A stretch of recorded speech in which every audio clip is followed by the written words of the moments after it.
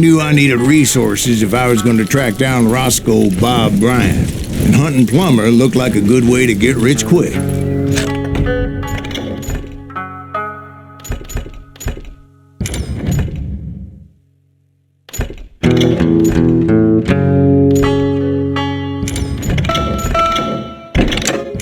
As the local vigilantes exposed him as the leader of the bandits and put a generous price on his head.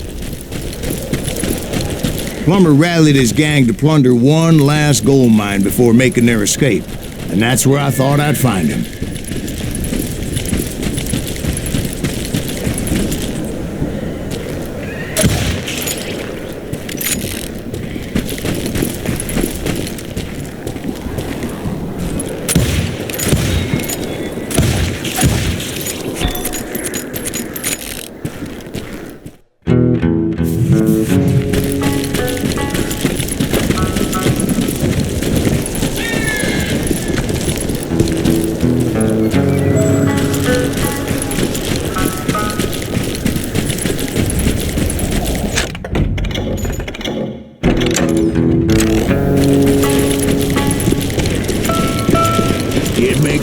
Standing so close to all these goddamn barrels of gunpowder.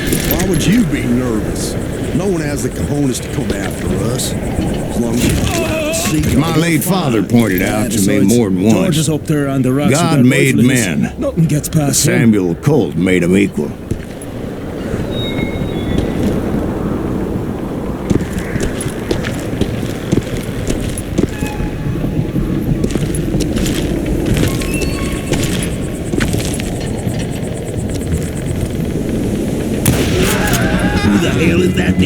Don't let him get a shot up!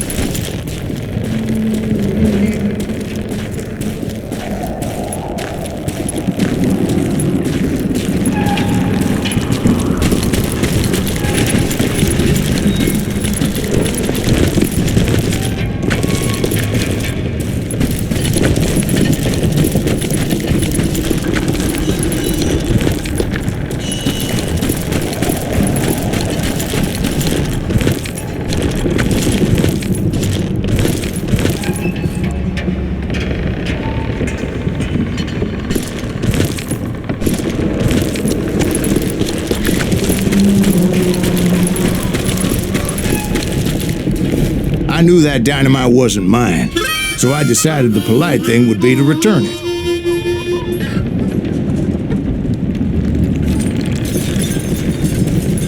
It was the biggest gold rush since Sutter's Mill in '48. Unfortunately, prospectors weren't the only ones drawn to those riches.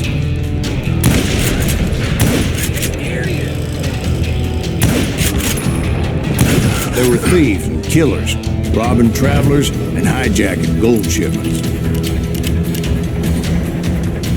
Like those that ran with Plummer. Some were just regular folks I knew from town, drawn by greed and easy pickings. Charlie Crow, the blacksmith. James, who worked in the stable. Sam and Jeremiah Barber, the butcher's son. Ordinary citizens who lived a double life.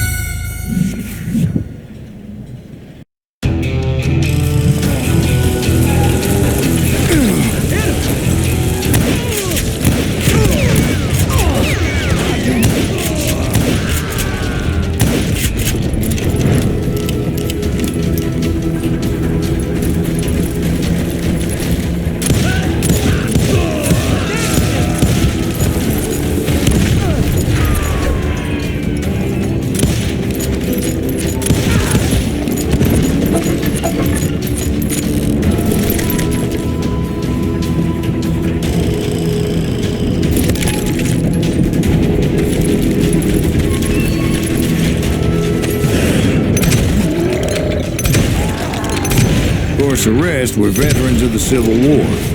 Stone-cold killers trained on the bloody fields of Shiloh and Antietam. Plummer had a lot of men on his payroll. A hell of a lot.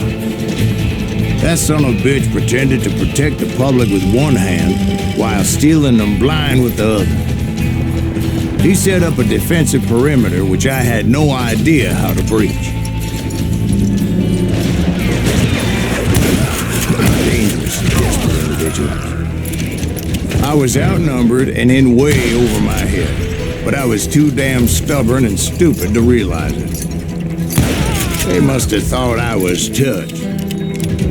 Or had some kind of death wish, seeing as there were barrels of gunpowder everywhere.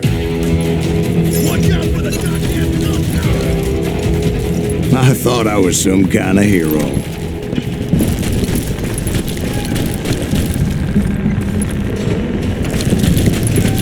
I finally made it past and headed on to meet my destiny.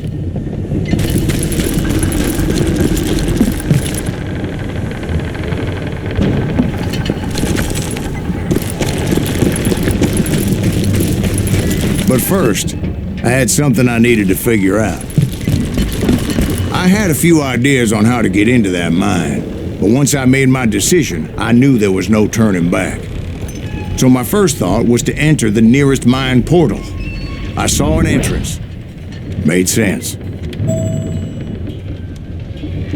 It was the quickest way in, but that also made it more dangerous, as there would undoubtedly be enemy pickets posted along the way.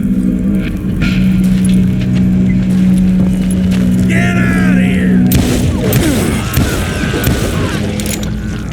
I will drop you down a mine shaft.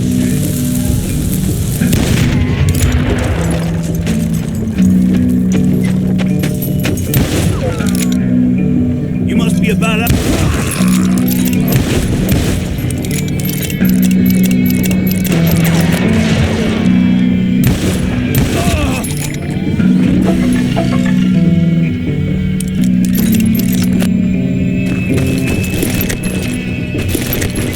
Besides, once you enter a mine like that, it's easy to get all turned around. And that confusing maze of corridors wouldn't even be the worst of it. Some of those shafts could be as deep as hell. A single stumble or misstep can easily end in a deadly plunge to oblivion.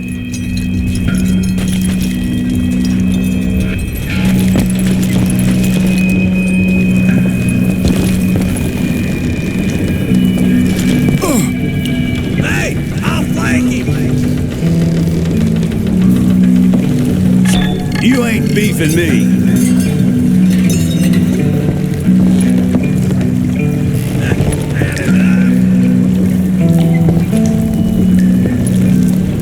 Time to blow your shit up.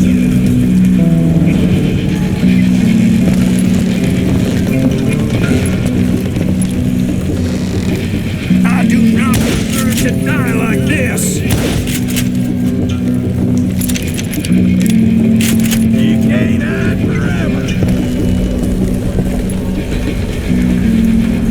About out of bullets.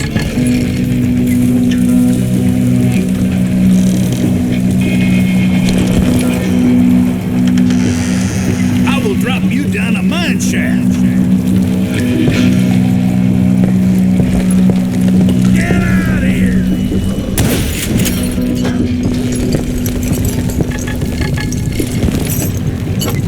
You ain't beefing me.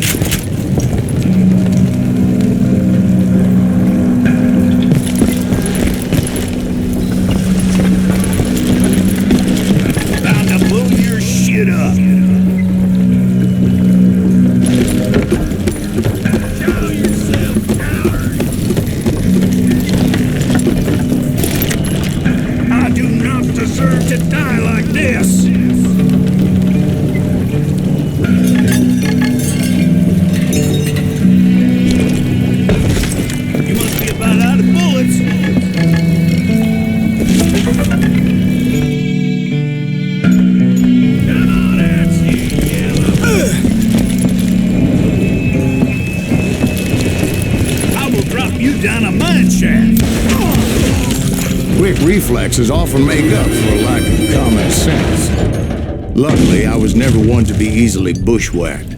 I would just need to be careful not to blow myself to kingdom come.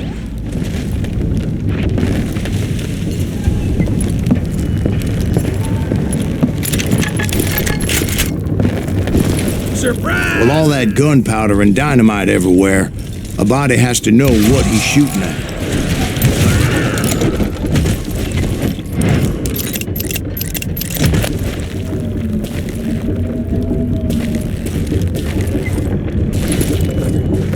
One wrong bullet could have turned that mine into a dad-blasted tomb.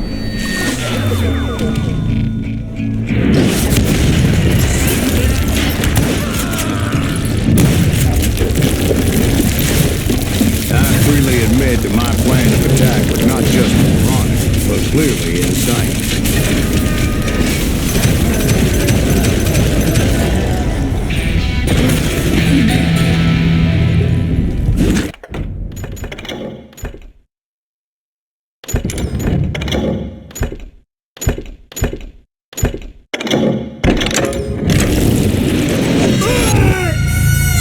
It's a good thing that I abandoned that ridiculous plan before I even tried it. Instead, I spotted a ladder, a way into the mine from the opposite side.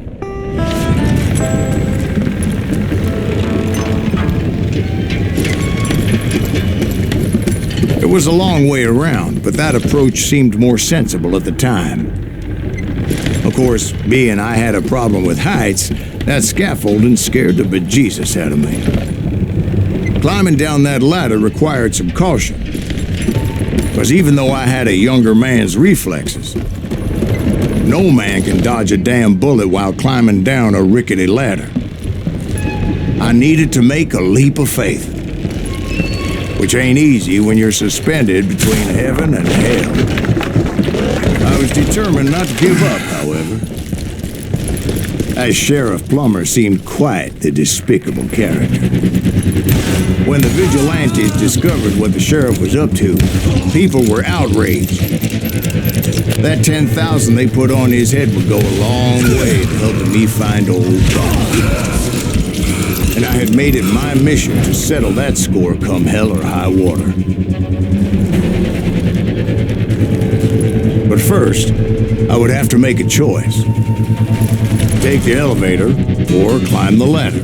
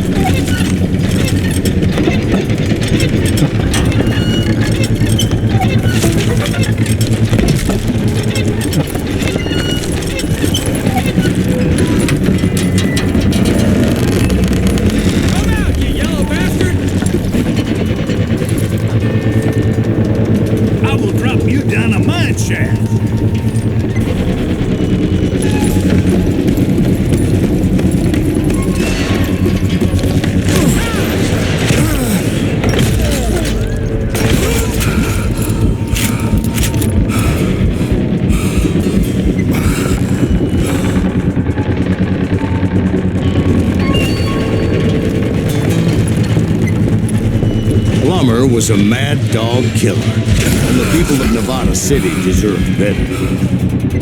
Nevada City? Well, I thought Plummer met his maker in Bannock, Montana. Right, well, he was the sheriff of both places at one time or another, but that's neither here nor there. The point was, taking him down would save a lot of lives, including my own.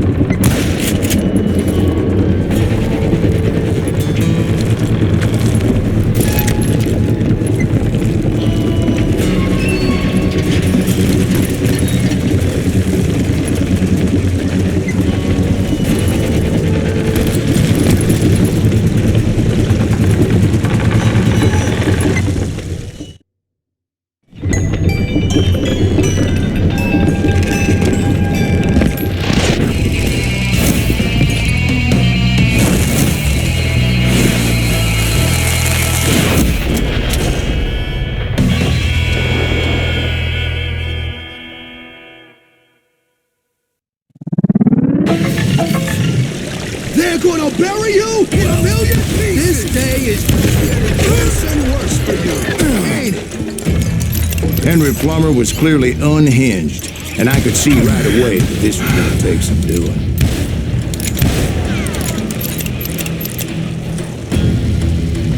Why not just give up and die? You can shoot, but can you aim? They're gonna bury you in a million pieces. That's smart.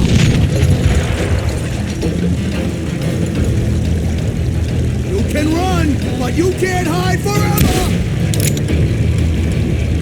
I can shoot too. I need some help here. Come on, boys, take this cocksucker out.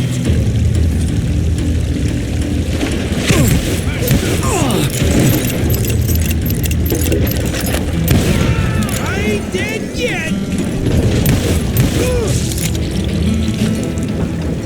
You better hide.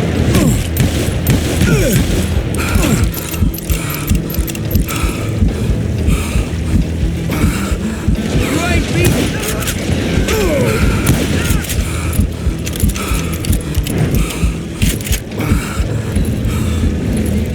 Gonna blow you into next week, boy.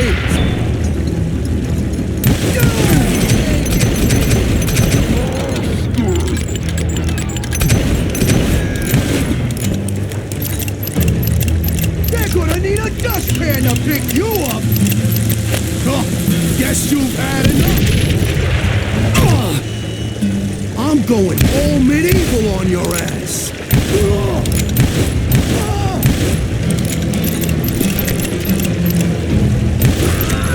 He's killed a lot of people. So that's how Henry Plummer died. Him and his crew were worth their weight in gold. And now, I was officially a bounty hunter.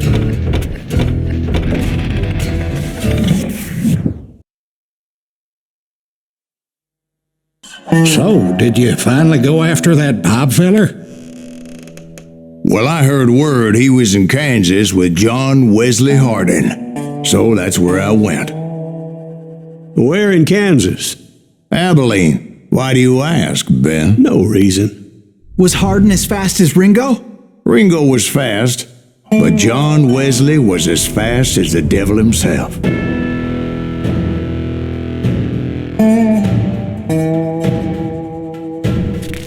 Hell, he killed his first man at 15. From that day forward, he had a price on his head and wouldn't back down for nobody, not even Wild Bill Hickok himself.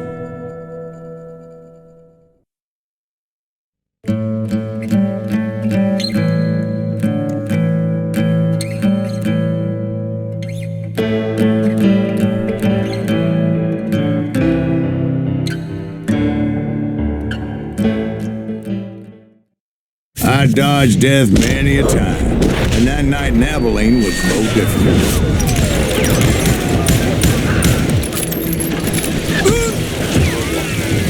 I was there with the intention of finding that bastard Bob and collecting the bounty on John Wesley.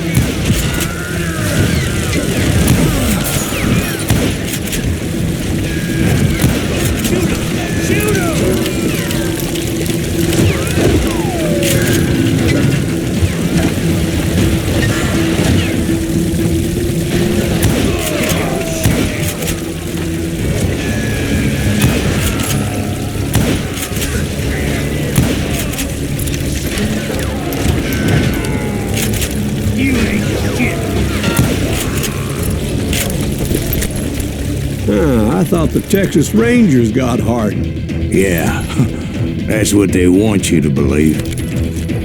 It was cold and a witch's tit and a brass bra that night as I fought my way past his loyal compadres to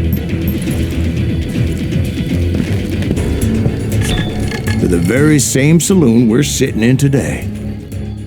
Look around and imagine this place painted in blood. Hardin was waiting for me, and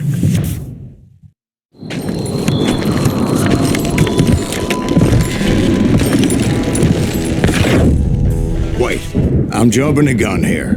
Let me back up and give you some background on this sumbitch. He deserves that much. Don't you think so, Ben? John Wesley Hardin was a killer. By the end, he confessed to taking the lives of 42 men. He was a bona fide folk hero by then, and had amassed a gang of armed miscreants and other assorted thugs. He and his men set up camp outside of town, and I was hoping Bob was among them. God damn it! Shoot that son of a bitch! They didn't ask why I was there. They knew, as most of them were wanted as well. I figured Hardin was here somewhere, but to get to him, I'd have to get past his gun hands. I had to spill a lot of blood to find out Hardin wasn't in that camp. He was carousing in town with his closest friends. Some were hightailing it into town to inform their jefe of my unwelcomed presence.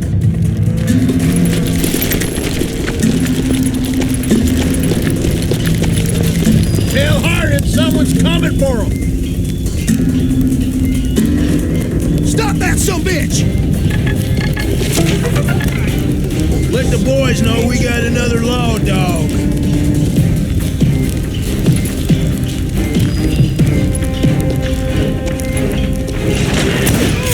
Man can shoot. Gotta give him that.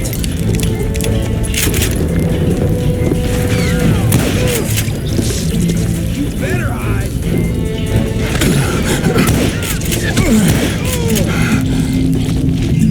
Can't believe you keep missing!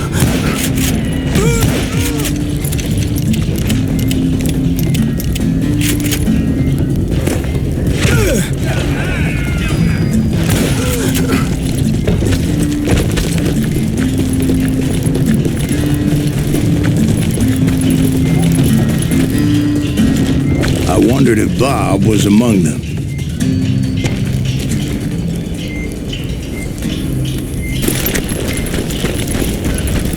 You can't hide from me!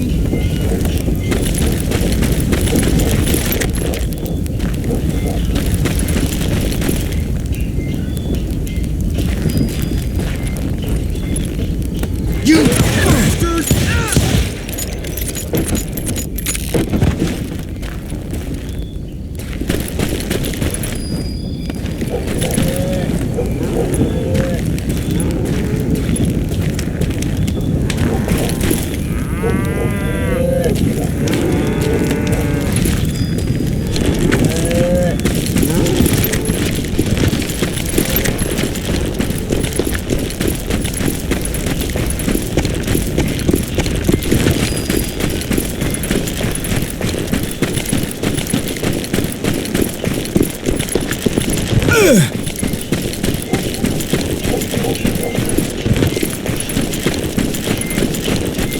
And I steeled myself for the fight ahead. For as good as I was, deep down I wondered if John Wesley wasn't just a little bit better.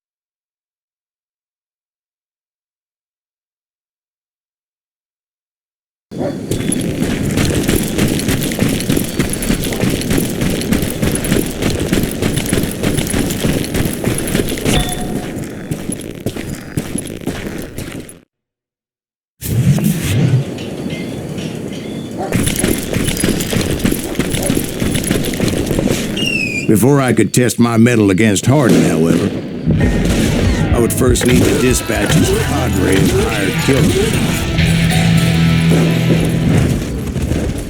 Most of these degenerates were beyond redemption, but John Wesley might have been a different story. This sumbitch is loco! I didn't learn until later that that night was in fact his birthday celebration.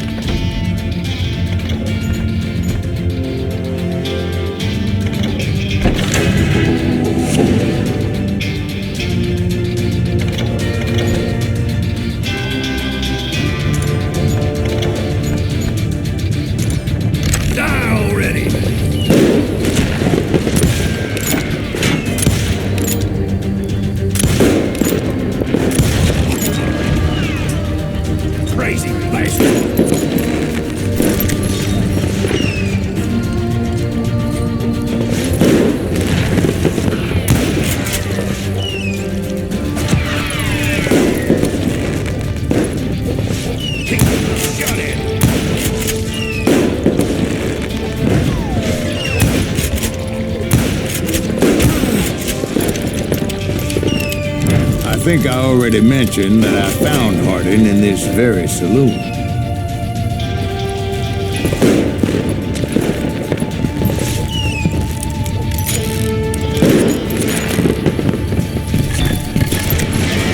Suffice it to say, nobody there was happy to see me.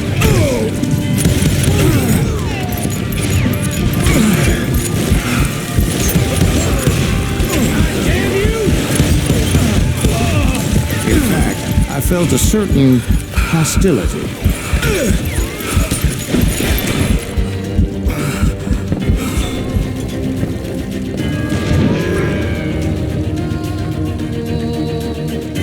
Yeah, you know you can't beat me.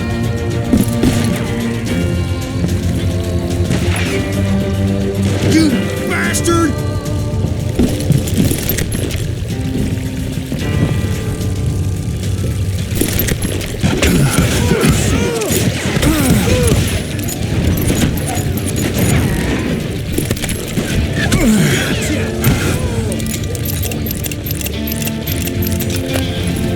That's right. Run! I don't need no help to kill the likes of you.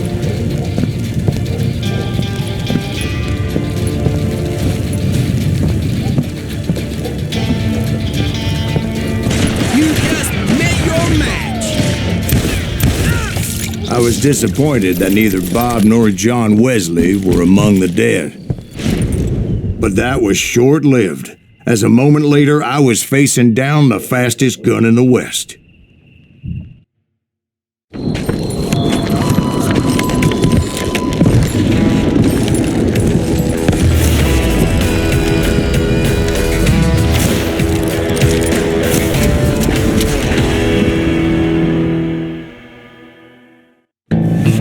I felt a bolt of adrenaline, or maybe that was fear. He was well known for his tricks, and I knew I'd need my own if I was ever to defeat him.